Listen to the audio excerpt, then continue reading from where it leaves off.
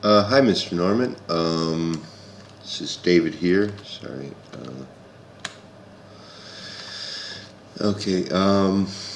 So I kind of went back to stage one, and I decided to, instead of going for the key shot thing and the fiber mesh, I thought to give the Maya Mila material another go, and it's turned out a lot better now, as you can see.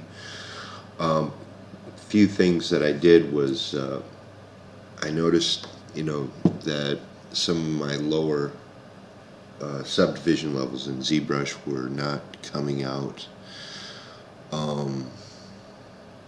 The displacement maps were not settling, and I tried, when the model that I had showed the panel,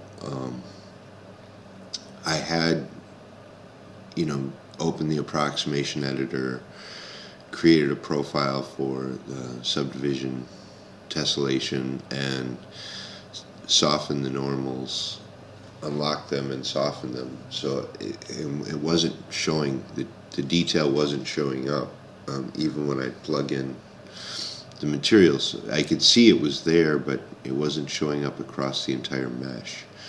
So what I did was, this time I deleted a few lower subdivision levels, and actually this model's coming in at about 200 or 120,000 polys. I think it's about 120,000, 140,000 verts at least. So that worked out. I worked on my eyes. I got them done, and I built up a shader network in the Hypershade, and basically put together the skin using Mila material, and then I built my own subsurface shaders and used I just took a photo from the skin and took my UV map and then just cloned an area and put that everywhere, and then that's layered in. Right now, though, I'm working on the eyebrows, so I'm just gonna color them in.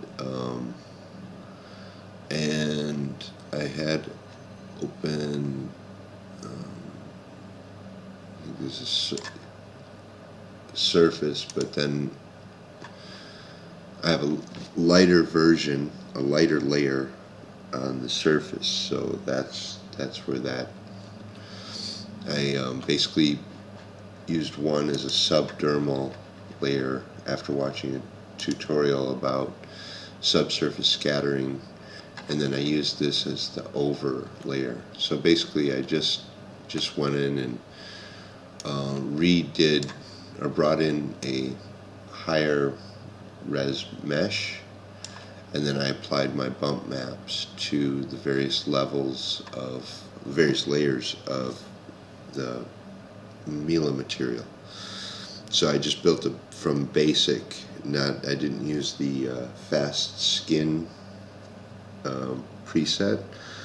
And then I tweaked some of the settings, like with the scale and for each of the models, or for each of the layers of the skin, and then applied bump maps throughout. And I added a weighted glossy reflection layer and a weighted diffuse reflection, so you get sort of like a, and I've tried to turn it down a little. I think I got to turn it down some more. So, and I started to add a little bit of light. Now the next thing I need is, well, the eyebrows. I just got to make sure they're mapped out correctly. I have some,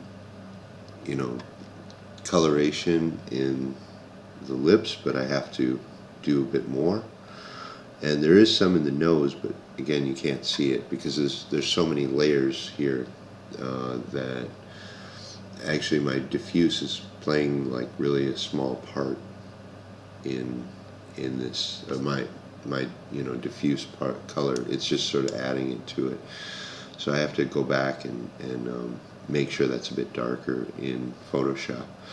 Then I'm going to do my X-Gen. So I'm going to add